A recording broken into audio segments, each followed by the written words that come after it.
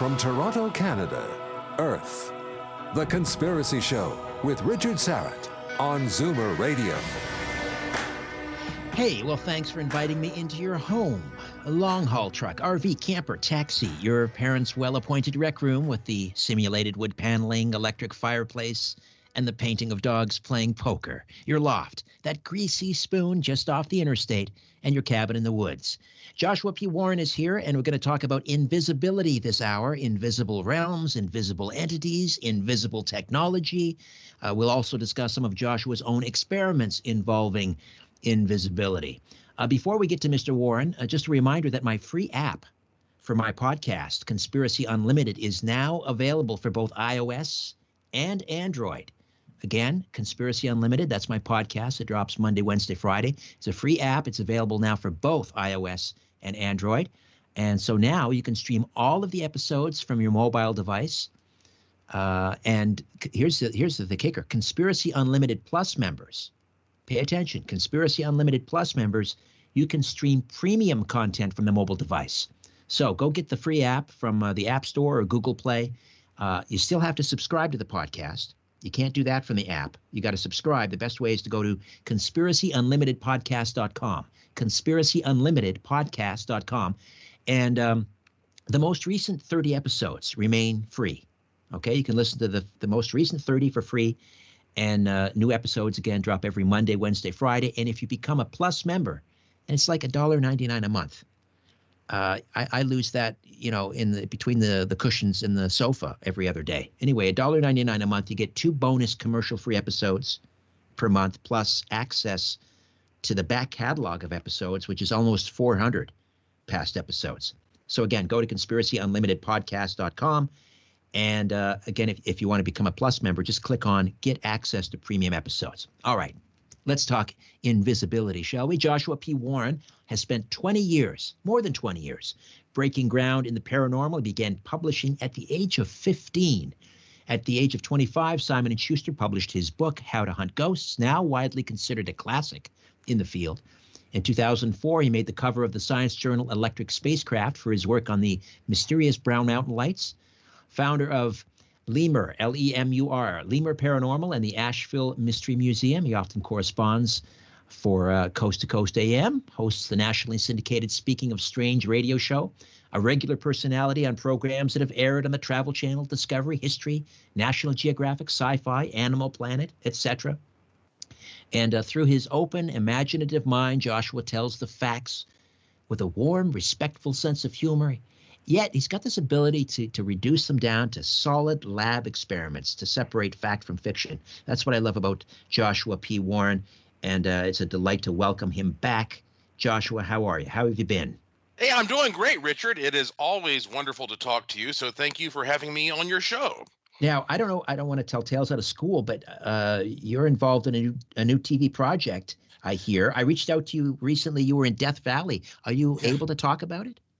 Well, not specifically, but you know what's weird is that since this whole COVID-19 situation started, obviously a lot of the world is shut down. But for me, it's been kind of the opposite.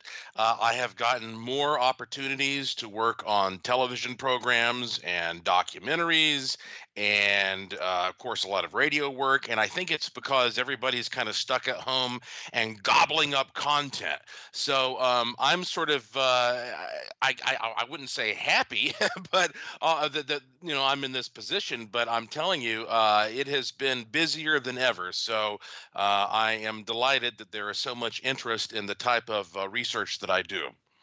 Well, and again, you're really at the forefront with the research. A lot of people, they go out and they're hunting ghosts, and that's fine. That's entertaining. But I mean, you get into the laboratory.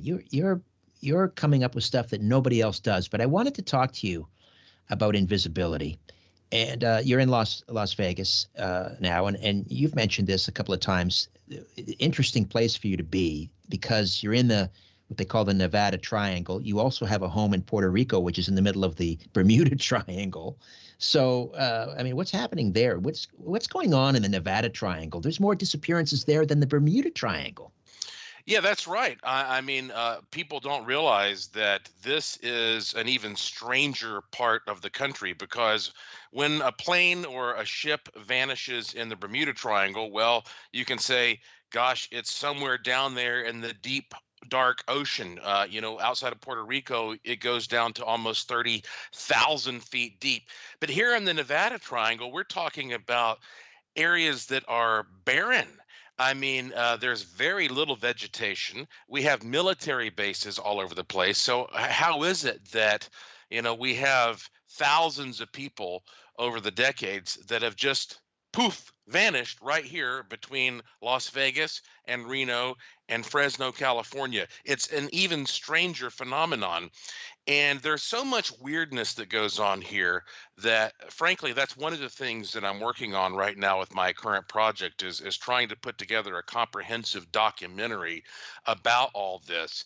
And Richard, most of my life I have been studying strange things like ghosts and UFOs and cryptids and psychic phenomena.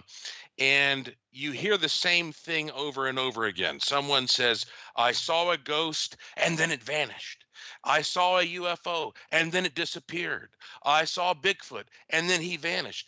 And it's kind of frustrating to try to study things that are always disappearing. And so I really started looking very seriously into why and how things might disappear because a lot of people presume that if they see a paranormal phenomenon that vanishes that it is sort of traveling somewhere, that it's teleporting somewhere, that it's changing its position in space. But I started to wonder, well, is it possible that these things are not traveling through space but they're just becoming transparent to the naked eye? They're still there, and how difficult would it be to achieve that? And what I found was it is amazingly and surprisingly easy to achieve invisibility. And I think that our military has been so adamant about studying this that, and I can give you some honest examples of this. I would not be surprised, Richard, if there were an invisible agent standing right in the corner of your studio, as amazing and unbelievable as that may sound. Well, less and less unbelievable it seems. I mean, most of us are familiar with the invisibility cloak on, well, not only on Harry Potter. I mean, that I think the invisibility cloak has been kind of a device that's been used throughout folklore and legends. Wasn't the invisibility cloak also in Jason and the Argonauts or something? It's kind of the holy grail, really, isn't it? The invisibility cloak. But I know up in Canada, I saw this video recently. They are working on, I think they call it hyper stealth material. And there's a demonstration online you can see, and it looks like a piece of flexible plastic, and it somehow, I don't know, blocks out infrared, or it bends light around itself. And so this person was holding this like a body shield up in front of him, and he basically vanished. He disappeared behind this thing, and you could see what was behind him, which was some backlight and some curtains in front of a window, but he was gone. So that's what they're telling us they have. And when I see that, I always say, well, if that's for public consumption, what they're telling us they have, they're probably 50 years beyond that. What do you think? Oh, yes. Oh, yes. Well, it's easy for people to hear about the concept of invisibility technology and kind of roll their eyes. But if I instead say camouflage, now people go, oh, that makes sense because that's the purpose of camouflage, is to make you as invisible as possible. So obviously, this is the holy grail for any type of military or law enforcement. And in fact, to demonstrate just how incredibly accessible invisibility material is. I'm sure you can get on the internet right now, right, Richard? I'm on your site right now. Okay, if you go to joshuapwarren.com and click the link to my curiosity shop, yes, I'm a good businessman, scroll down and Yeah. you will see a video where I make myself invisible. And I did this by obtaining a relatively inexpensive, crude uh, piece of material. And to demonstrate just how effective it is, okay, first off in the video, it just lasts a little over a minute.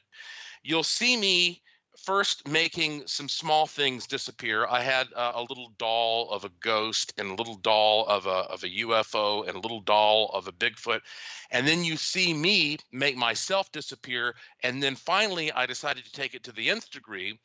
And before all of this COVID stuff started, I went to a busy bar on a Saturday night in Las Vegas, packed with people, and I made myself invisible in that bar as people were walking right past me.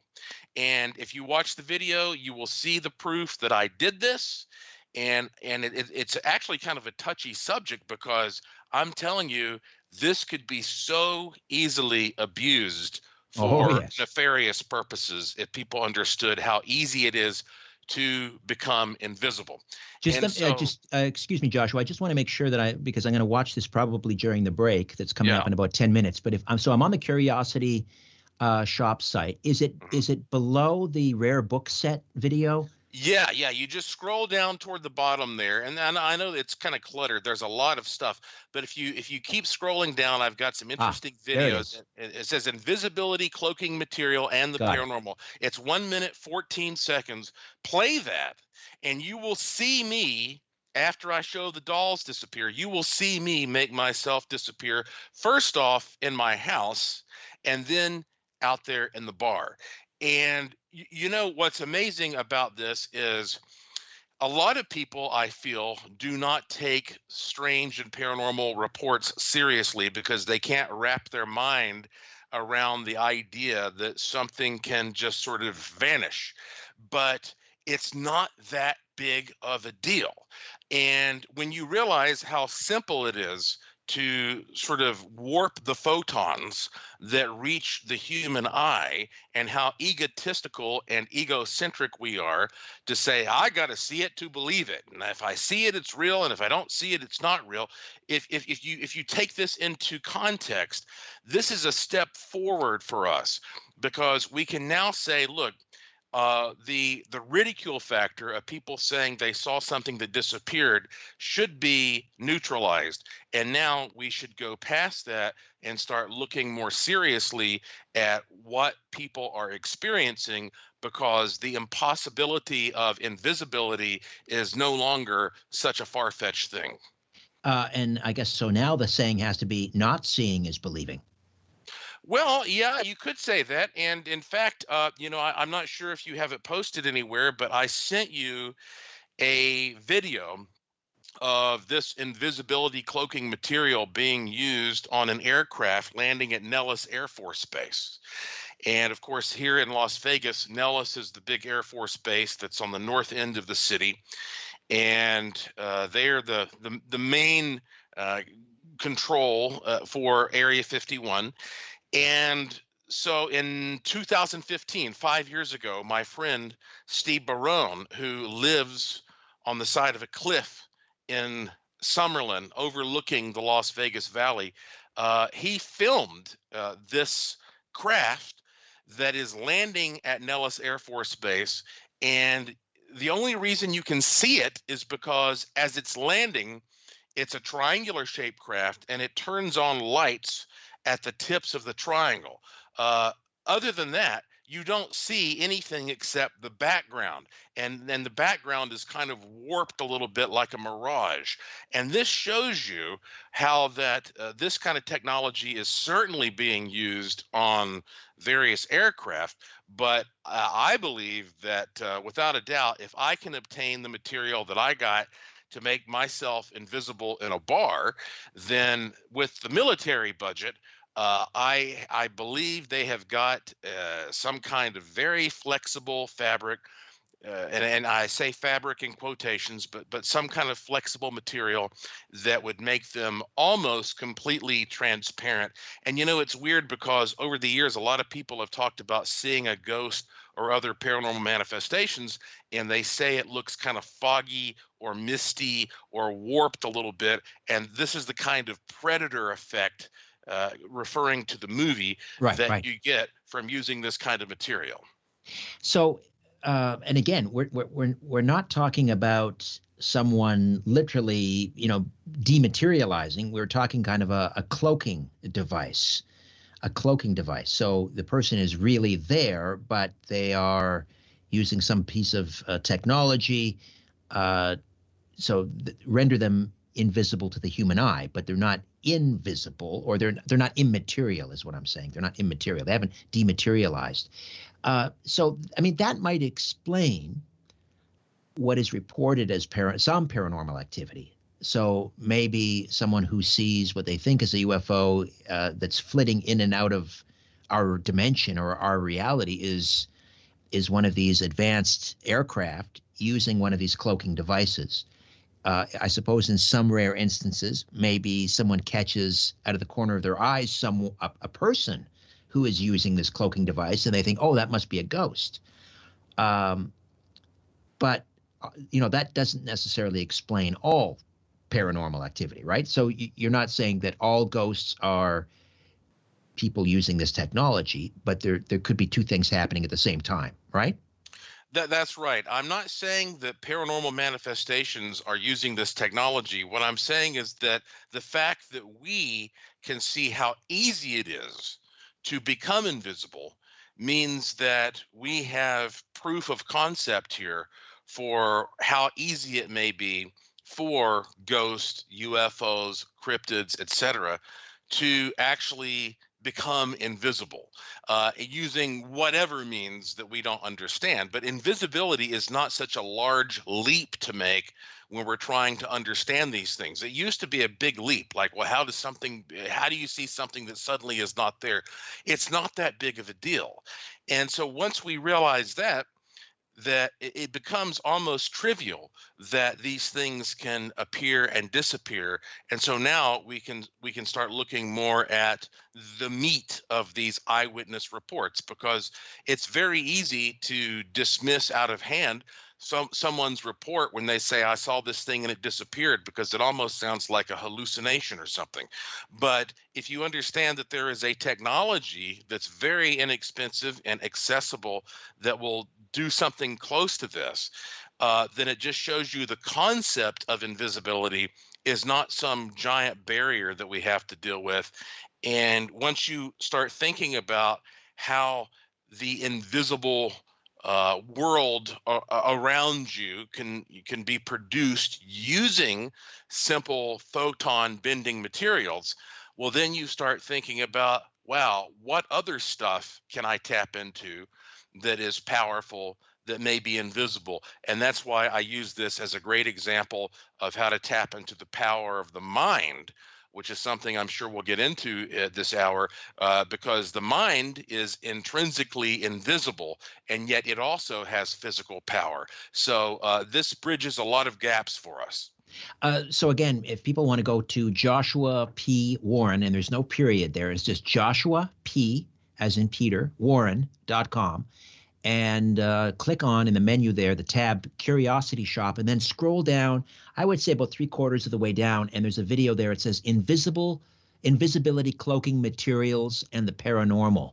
And just click on that and watch that during the break that's coming up in about 2 minutes' time. And then if you'd like to call in and weigh in with your thoughts, we'd love to hear from you at 416-360-0740, toll free 1-866-740-4740.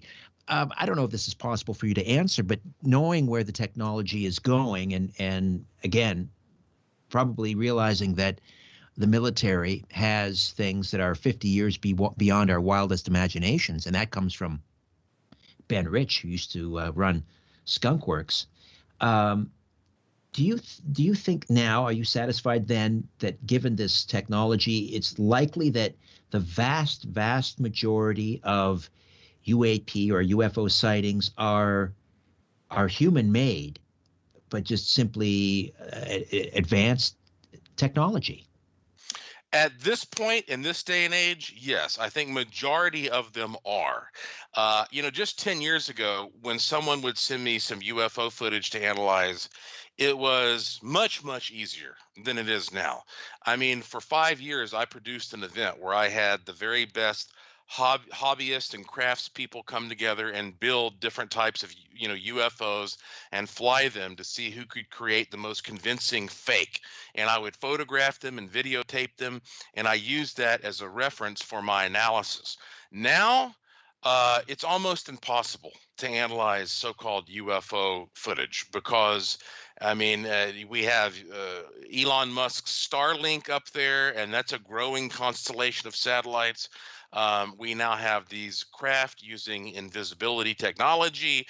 And so, short of having a close encounter where you actually see an alien or something, it's almost impossible now to take a piece of footage of a weird light in the sky and determine if it is man-made or not. All right.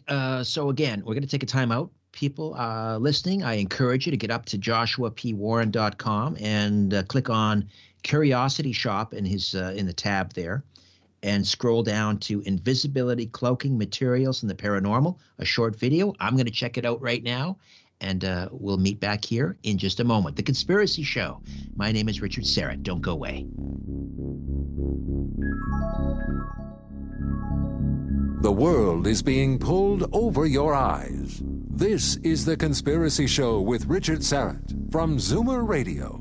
To reach Richard, call 416-360-0740 or toll free at 1-866-740-4740. Joshua P. Warren is with us, the author of How to Hunt Ghosts, Evil in Asheville, Haunted Asheville, Plausible Ghosts, The Secret Wisdom of Kukulkan, Poor Man's Paranormal, Don't Play with Robert, Use the Force, A Jedi's Guide to the Law of Attraction, The Gringo Maniac Murder Spree, Finding Your Magic. And he's checking in from Las Vegas. And I watched the video, Joshua, and admittedly, I mean, it's very sort of rudimentary type technology, but it gives people an idea. So, and if it was lit in a certain way, it could probably even be more convincing. What is that material that you were using to make those little objects disappear? Well, I don't want to be too specific because honestly, I do think that it's just a matter of time before it's abused, but it is plastic, and the plastic has a particular grain that is cut into it that causes light to spread. And so you will notice that I am primarily, not always, but primarily using tubes or arcs. And so what that means is the object that's behind would ordinarily be seen because its photons would be traveling directly into your eyes. But because of the curved shape, instead it spreads those photons to the edges. Kind of like the way a fiber optic manipulates light. And so this is something, again, I got just as a civilian. Anybody can get this kind of stuff. And I almost don't even want to talk about the bad ways it could be used because I don't want to give anybody ideas. Right. But Understood. I'm telling you, like this stuff, if we can do this that easily, and the military has billions of dollars in their black budget. The U.S. military has billions of dollars in their black budget. I'm sure a good chunk of that goes to, concealment and camouflage. And that is why I believe that probably, certainly within the past 5 years, they've been able to create technology that is so effective that you could literally have an invisible person standing in your room. And by the way, Richard, when I put this together, I started doing experiments, and I found that this would even make me invisible to the motion sensors on my own alarm system. Oh, that's interesting. Yeah. And it's also scary. So somebody who is using this technology properly could waltz right into your house and not set off your alarms. So yeah, this is some tricky stuff, and eventually, mark my words, this will come up as a threat, and it will probably be a regulated material. Right, right. And I mean, that's commercially available, something that you bought. Now imagine, as you say, let's say an intelligence agency or the military with, more money than God, a Mhm. black hole of money that just, disappears, and they have it at their disposal. And one of the things I believe that they are working on or have already perfected, and that is, so imagine a fabric that you would put on, and it's the fabric is basically thousands or maybe even more, tens of thousands of little cameras or projectors. And what they're doing is they are projecting what is behind the person wearing the fabric. So I guess in the rear of the suit that you would put on would be the cameras that are capturing images of what's behind you, and the projectors is what's on the front. Those are projecting images of what's behind you. So essentially, you're seeing what's behind the individual. That person is then wearing this fabric. They are invisible to the human eye. So that's another way that they are trying to approach invisibility. I'm sure they've perfected that as well.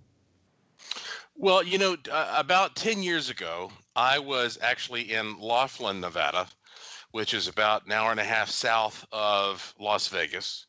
And I was out in the desert about 9:30 at night with a few friends. We had night vision goggles, and we all witnessed this gigantic object travel over our heads. And from our perspective, you couldn't see it with the naked eye. If you looked up with the naked eye, it just looked like the starry sky. But through the night vision goggles, we could actually see what looked like a giant V shape.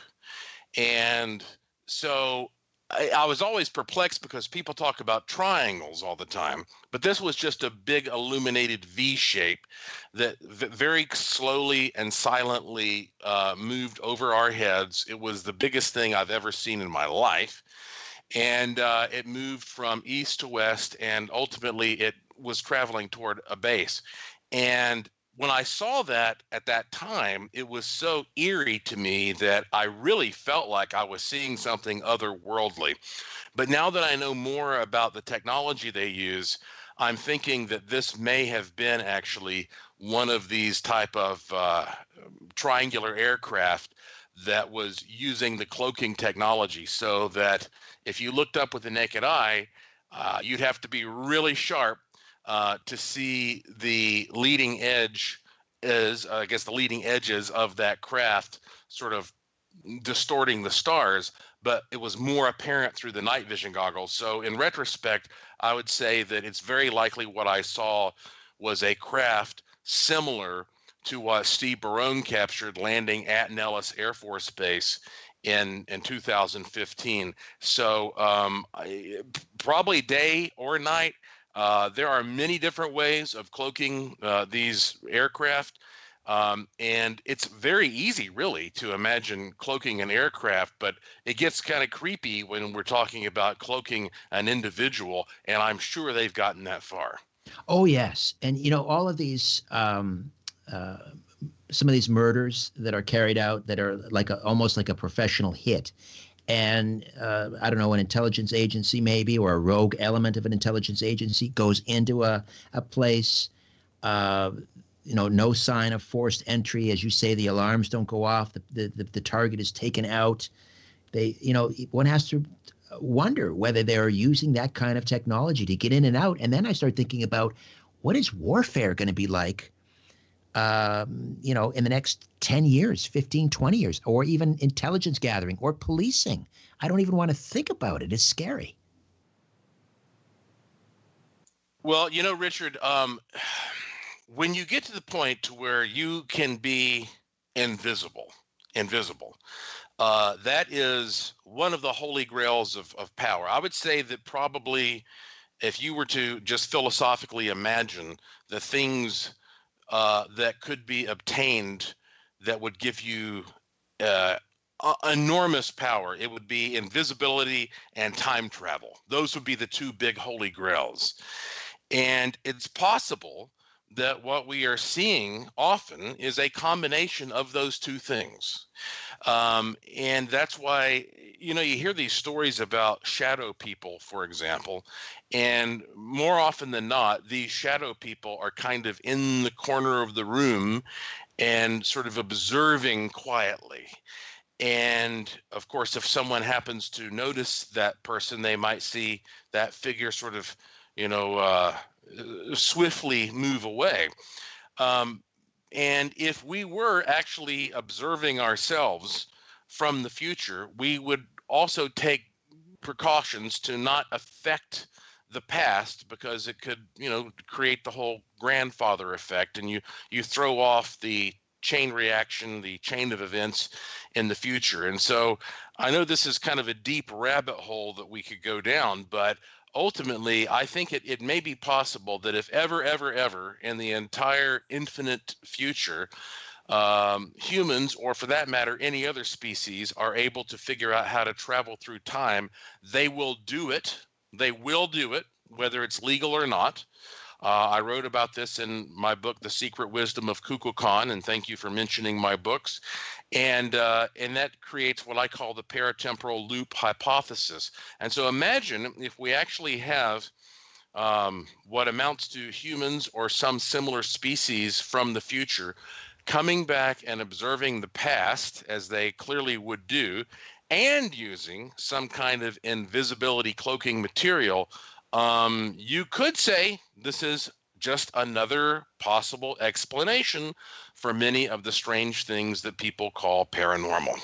Right. And it also explains, I guess you could call it kind of a paradox, when people say, well, if time travel is ever achievable, we should be being visited by time travelers now. Well, maybe we are. Maybe that's one of the protocols, that if you travel back in time, you must wear this invisibility suit, because you could end up destroying a timeline. Well, that's exactly right. And we know that this is a potential problem. And by the way, I just thought of this. If you go to Google and you type in TR6 space Telos, T-E-L-O-S, TR6 Telos, T-E-L-O-S, you are going to see under the images a craft that pops up that looks very much like the craft that I described seeing in the desert. And I'm not saying that this is indeed the same thing, but it is sort of V-shaped, and they are claiming that whoever put this online, and it's kind of hard to find, so everybody might not be able to bring it up. They're claiming that it is designed for trans-atmospheric low observation reconnaissance, and it utilizes some kind of electrogravitic generators. But I wanted to bring that up so that anybody who may have seen the same kind of thing that I saw might look at that and say, okay, this might be leading us down the trail to an explanation, because I imagine that these types of V-shaped craft are probably traveling around a lot more than people realize. And so we have here the typical hall of mirrors, Richard, where you have a combination of very amazing technology that is being currently developed, possibly combined with these almost unimaginable technologies that are being developed in the future that may actually be coming back, in addition to your good old-fashioned paranormal experience. And so sorting things out is the hard part here, because as we become more and more sophisticated technologically, we start reaching those gaps, and the stuff we are creating is starting to look more like the weird stuff from 50 years ago. Indeed. All right. Now you've given me another assignment. I'm off to Google during the break. Back with more of my conversation with Joshua P. Warren right here on The Conspiracy Show. Don't go away. Where there's smoke, There's The Conspiracy Show with Richard Serrett from Zoomer Radio. Welcome back. Yes, I looked that up, the TR-6 Telos, and that is your typical V-shaped UFO craft. Looks like a boomerang and absolutely immense, these things. People talk about how they almost obliterate the night sky. And it's also very reminiscent of the type of craft that was seen in the famous Phoenix Light episode back in March of, was that 97, I think. That could have been the TR-6 right there, Joshua. Well, you know, the Phoenix Lights episode happened first here in Las Vegas. A lot of people don't realize that. There were many, many reports of this craft being seen in Vegas heading toward Arizona. And then in Arizona, of course, it was on full display. Vegas is one of the brightest cities in the world. And so often when people see some weird lights around here, they don't pay that much attention. But in Arizona, obviously, everybody noticed it, including the governor. And so, I would have presumed that this is likely the same type of thing. But, it gets really difficult to discern, because if what we have here in the Vegas area is basically facilities that are set up to back engineer alien technology and try to recreate it, it becomes difficult to tell the difference between some kind of exotic man-made technology and true alien technology, especially if you're just looking at the craft. And, in the famous letter that Senator Harry Reid wrote to the Department of Defense, he was talking about these exotic technologies. And of course, it has been reported that the main contract that was given to try to back engineer some of this down technology went to Bigelow Aerospace. Yep. And that Bigelow Aerospace was using modified buildings in the Las Vegas area to create some of this stuff. And of course, Bigelow went on 60 Minutes and was interviewed by reporter Laura Logan. And she said to him, "So if we go into space, are we going to possibly encounter aliens?" And he laughed and said, "You don't have to go into space. They're right here under our noses." This is a guy who has had huge government contracts. And he said that, very matter-of-factly, said he had no doubt that there are aliens. And so obviously this is a hot spot in the world for developing these things. And if you just want to look at the Roswell incident in particular that happened in 1947, of course, a lot of people don't realize 18 days after that, the National Security Act was signed, which formed the Air Force, the CIA, what is now the NSA, and also the position of the Secretary of Defense. And the first Secretary of Defense, James Forrestal, took an unfortunate fall out of a window. Mm-hmm. It is said that whatever crashed here in Roswell was first sent to Wright-Patterson, and then right after that in the 1950s, they began building this area, the Groom Lake facility that we now know as Area 51, and it was built primarily to take that debris to a place that was very secluded and to try to back engineer it and study it. And I think that they have made enormous progress. And whether or not you believe the stories from people like Bob Lazar, there's still a lot of other very convincing circumstantial evidence that there was debris, at least from the Roswell incident, that was ultimately shipped here to southern Nevada. And that's where they've been developing some of these craft. And so it may not be so much of a coincidence that the craft that I saw and a similar craft that we now attribute to Phoenix originated here in Las Vegas. And what do you make? I mean, I'm glad we sort of have gone down this path. I didn't anticipate it. I didn't bring you on necessarily to talk about UFO disclosure, but while we're on the subject, some people are suggesting that we had such high hopes with Tom DeLonge and the to the Stars Academy and Robert Bigelow, and that they were going to help bust this wide open. Now it sounds like Bigelow is sitting on a lot of this technology or these artifacts from UFO crash retrieval sites, and maybe he's not going to give it up to the public, and maybe, again, it's just going to go underground and be used for other purposes, not for the common good, as they say. What are your thoughts on that? Well, this is something I've thought a lot about, because I understand the need for national security. I understand that there are certain powers out there. I mean, physical technologies similar to the nuclear bomb, or certainly in excess of the nuclear bomb, but certain powers that are so immense that we would not want it to fall into the wrong hands.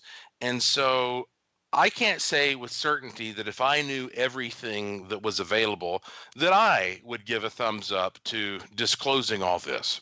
But on the other hand, as a taxpayer and a person who believes that, we ought to be getting some level of information as the ultimate owners of this country, I think that maybe if we actually have evidence that there are other humanoid beings in the universe, that may cross the line, so that we deserve to at least know that much. You don't have to tell us exactly how their machines work, if that's too powerful. But I do believe that we deserve to be presented the truth about these beings that are, again, humanoid, that exist in the universe. And I've reached the point, and we could talk about this for hours, but I've never seen an alien, so to speak.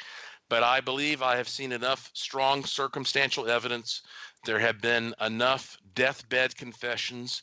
You have people like Glenn Dennis there in Roswell going on camera talking about what he experienced. For example, I just recently talked about that on the podcast that I do called Joshua P. Warren Daily.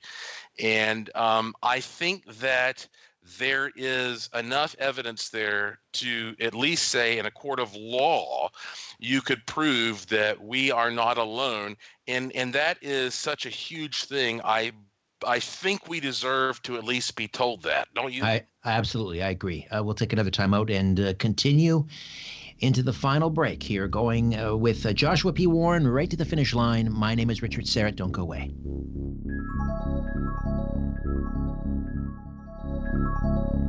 Big Brother is listening, and so are you, to The Conspiracy Show with Richard Serrett from Zoomer Radio.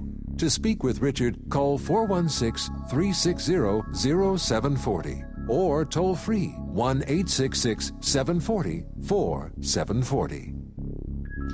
Welcome back.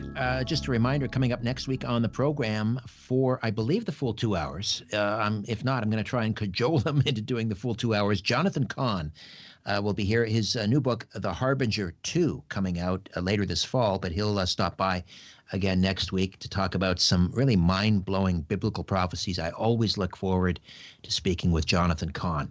I always look forward to speaking with Joshua P. Warren, and we have him right now for a few moments yet. And we're talking about invisibility. I forgot to mention that kind of the impetus for me to talk about this was this new, I guess it's kind of a reboot of the old H.G. Wells movie, or book, The Invisible Man, which I don't know if it's in theaters now or whether it even had a much of an opening weekend, with Elizabeth Moss, I believe. Have you seen the movie, by the way, Joshua? It's funny that you ask that, because I downloaded it to my Kindle to watch on an airplane, and I haven't watched it yet. So I've heard it's a good movie, and I think certainly brings to light, I would imagine, some of the eeriness of the idea that we may have invisible people running around here. And that statement may sound crazy, but I'm telling you, if you watch the video that I put there at joshuapwarren.com, and you realize just how accessible this stuff is, it's not so crazy at all. Right. And further to your video, there's also on YouTube, and I mentioned this hyper stealth. I think that's the name of the company. I believe they're Canadian. Hmm. Hyper stealth's quantum stealth invisibility cloak material. And if you type that into Google, you'll see this, which I described earlier. But apparently, the military has taken a pass, and someone in the comments section was saying that's probably because they have something better. Which is very interesting. Now, I don't know how far back this goes, but at one time you had posted some interesting photos you took with some night vision binoculars of footprints that kind of appeared and then disappeared. Do you remember that? Oh yeah, yeah. Well, as a matter of fact, I believe also if you go to that same site, joshuapwarren.com, click the link to the Curiosity Shop. If you scroll down, you should see this footage. And this is actually footage that was shot by a student of mine. I have an online paranormal investigation course, and this gentleman, Daniel Hurst, was one of the graduates of my course. I'm very proud to say that. And he investigated a house that was being haunted by an older lady, and they would hear her sometimes cackling, but they would more often hear her footsteps.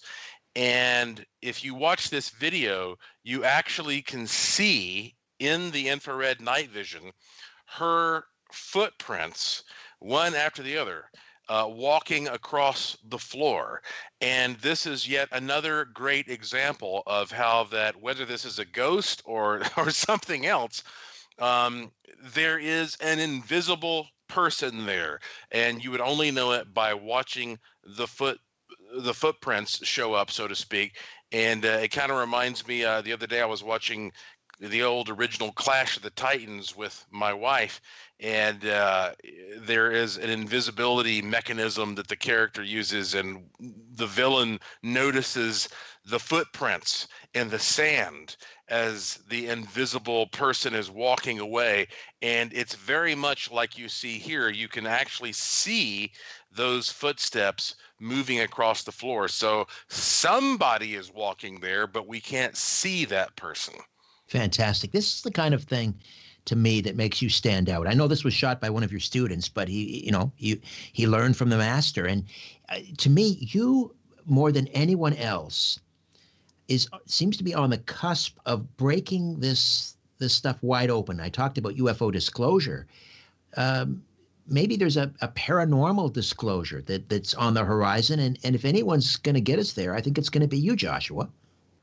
Well, thank you for saying that. And, the secret to my success is this burning curiosity. I'm just a very curious guy, and I also try to look at things practically. So that's why I try to take things that people report in the field and reduce them down to things that I can test in the laboratory. And I have a pretty high standard for things that live up to my expectations of evidence. And so I believe right now we have a new, younger generation of people who are getting into these positions of power where they have access to some of this technology, and they grew up watching, the Steven Spielberg movies and the George Lucas stuff, and they want us to know about it. And this is a very trying and confusing time because of all the hardships that we're going through. But if anybody listening out there is freaking out because of what's happening in the world, just remember this one thing.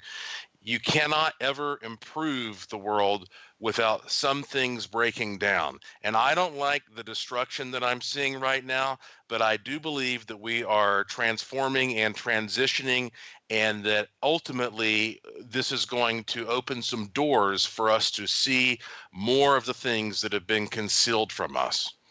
It's interesting. Last night I was hosting Coast to Coast AM, and I had a good friend of mine, media scientist Nelson Thal, on the program.